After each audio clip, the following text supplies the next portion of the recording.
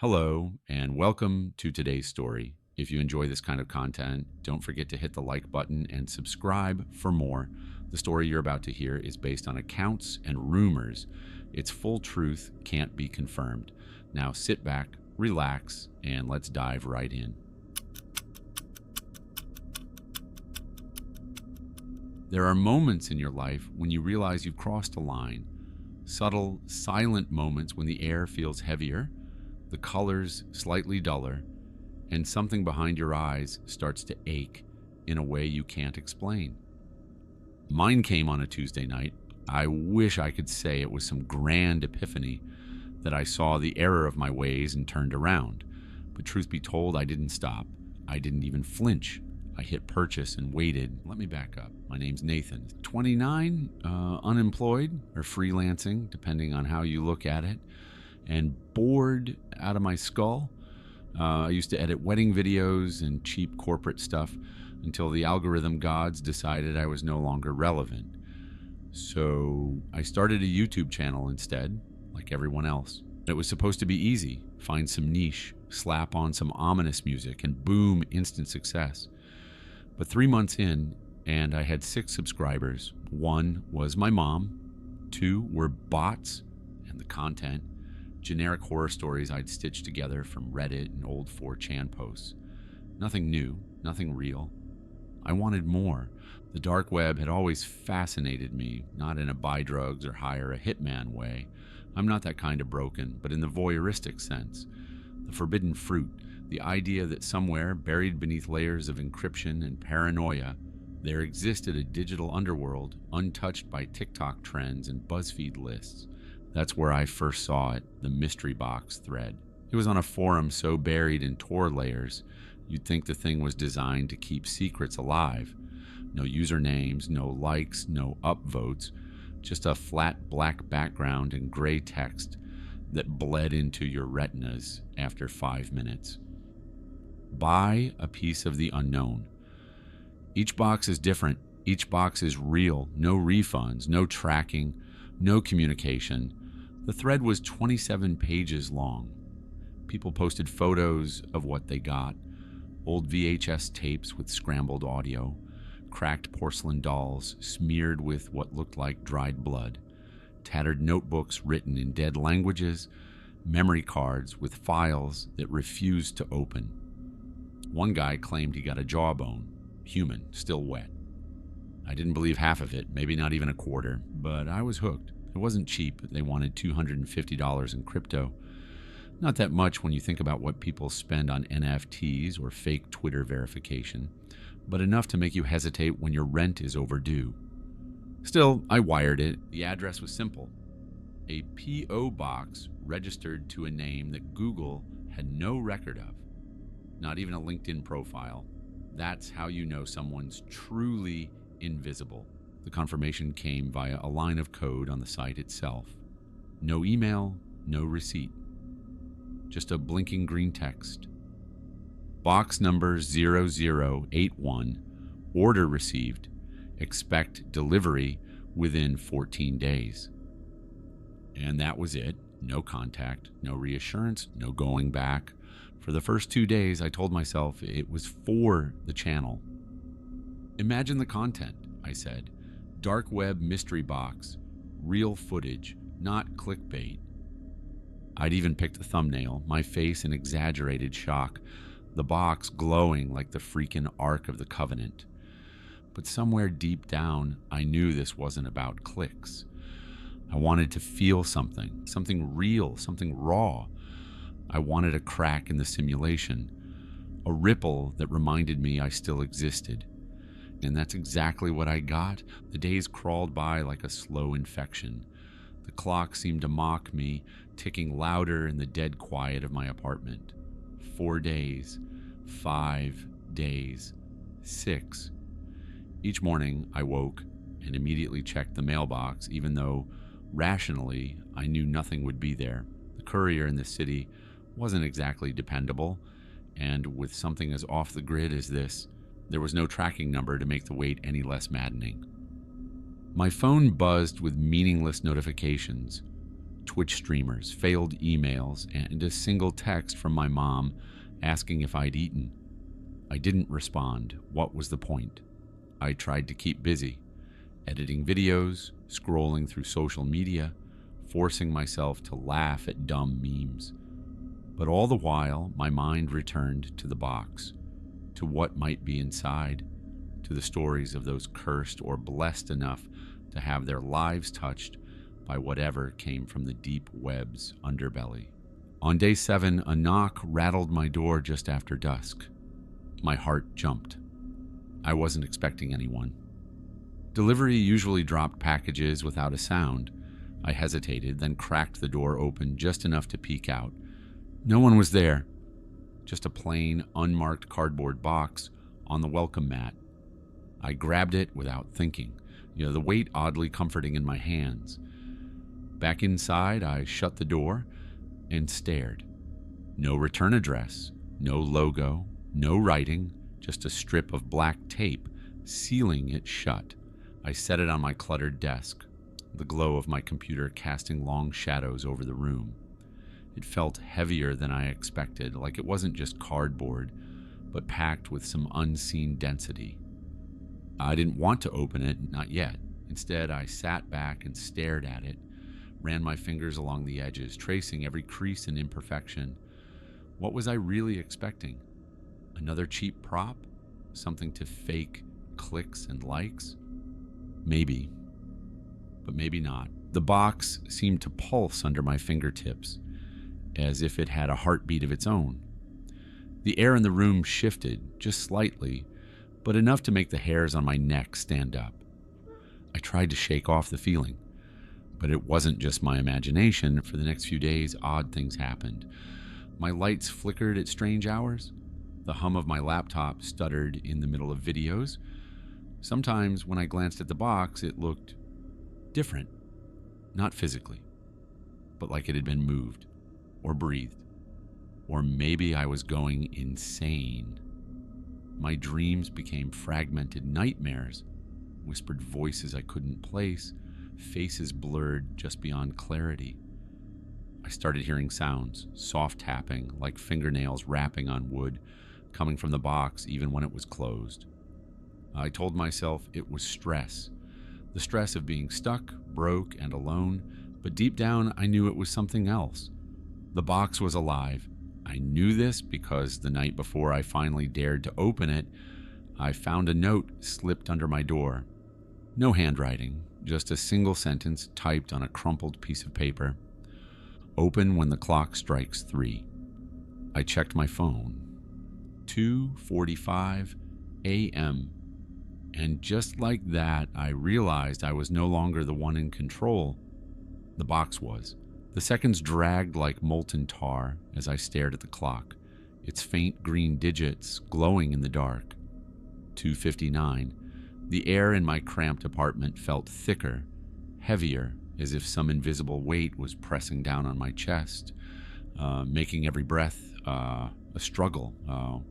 I wasn't just nervous, I was terrified. Not of the box itself, or at least not yet, but of what opening it might mean. For 7 days I had danced around this moment, letting the dread build inside me like a storm, swelling in the distance.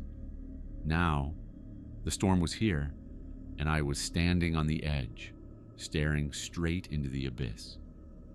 The box sat there on the desk like an ancient relic, the black tape gleaming unnaturally in the pale light of my laptop screen.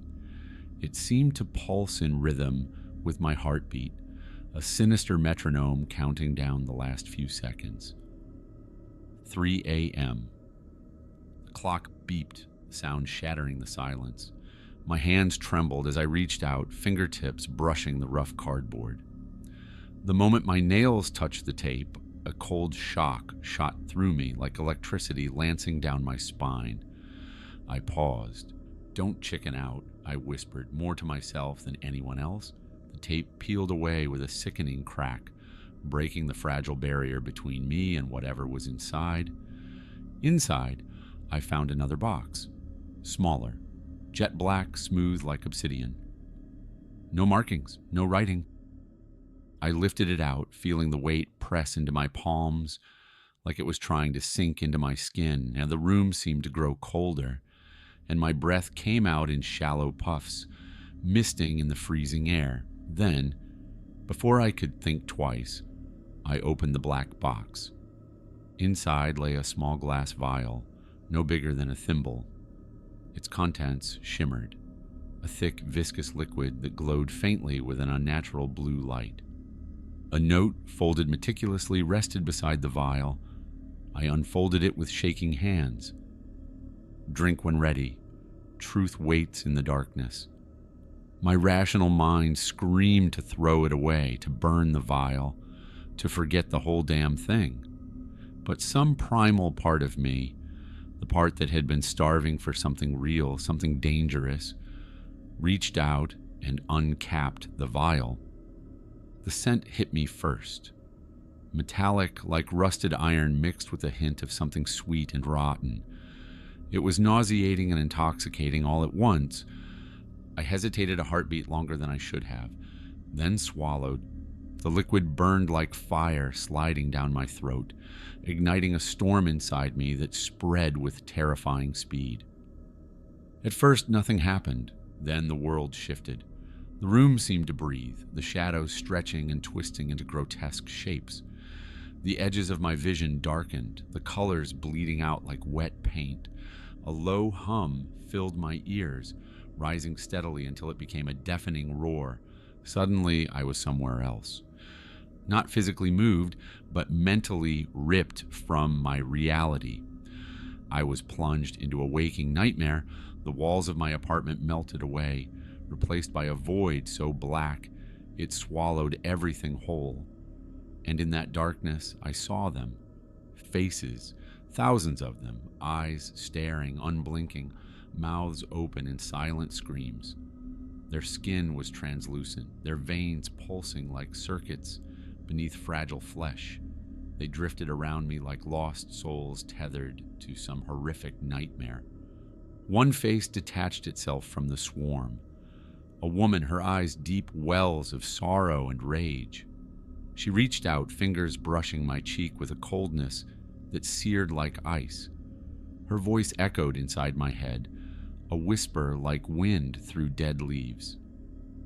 "You opened the door. There's no going back." I tried to scream, but no sound came. The faces closed in, the void pressing closer, suffocating. Then, just as suddenly as it began, I was back, gasping, drenched in sweat, heart pounding like a jackhammer. The vial was still in my hand, empty now, but the residue on my lips tasted like ash and despair. For hours I sat frozen, unable to move, trapped in the aftershock of whatever hell I'd glimpsed. And then came the calls. My phone buzzed violently, texts flooding in from unknown numbers, strings of coded messages, distorted voices playing backwards, images that made my skin crawl. I answered one. A raspy voice whispered, "We're watching. You're ours now."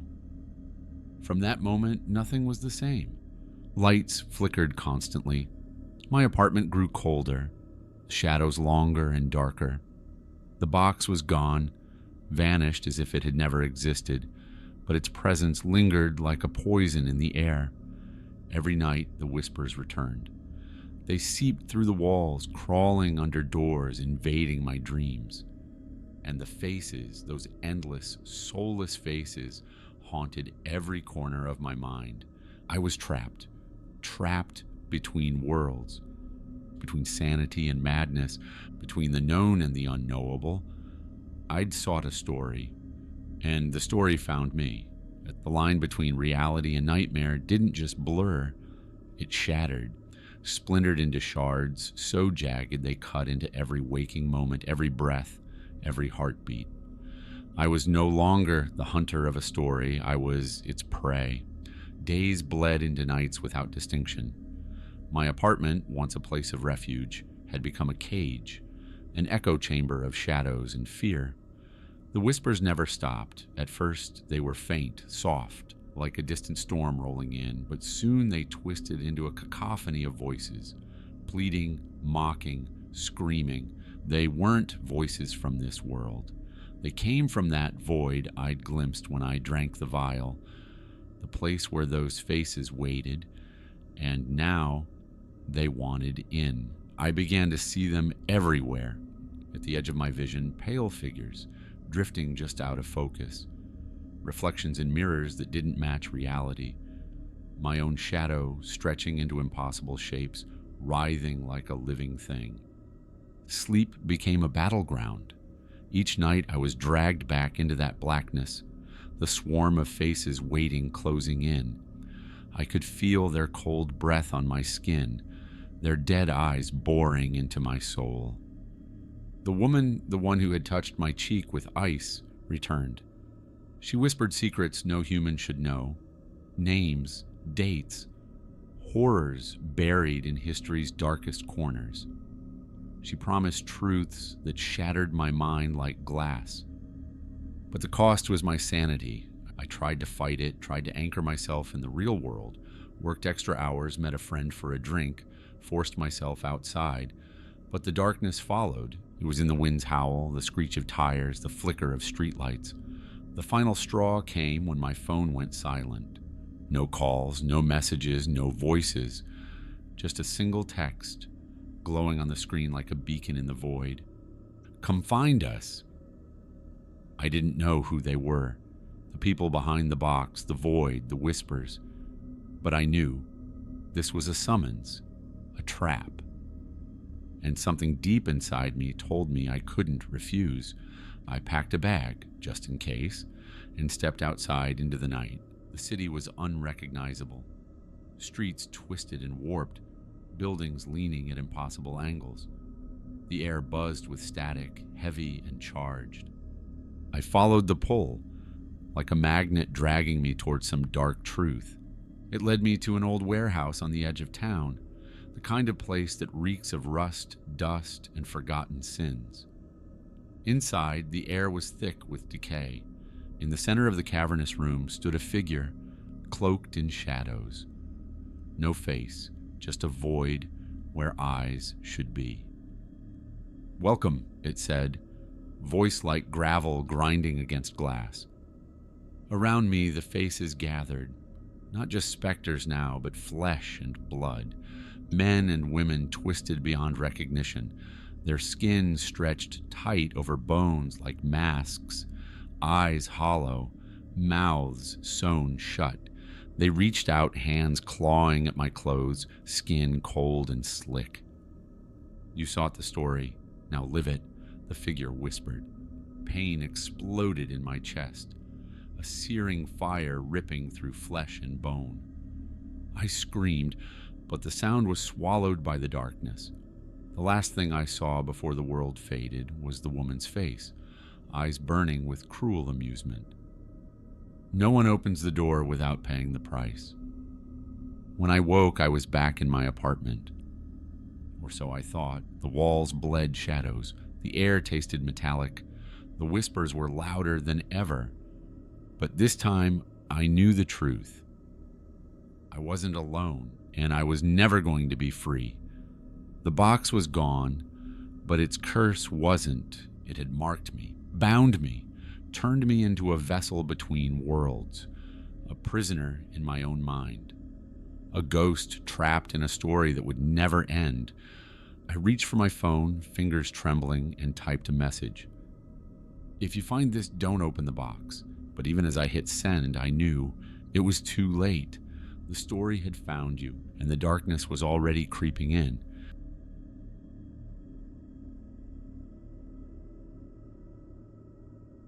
Thanks for listening. I really enjoyed putting this story together for you. If you liked it, hit that like button, subscribe for more stories, and share it with someone who's into this kind of stuff. See you next time.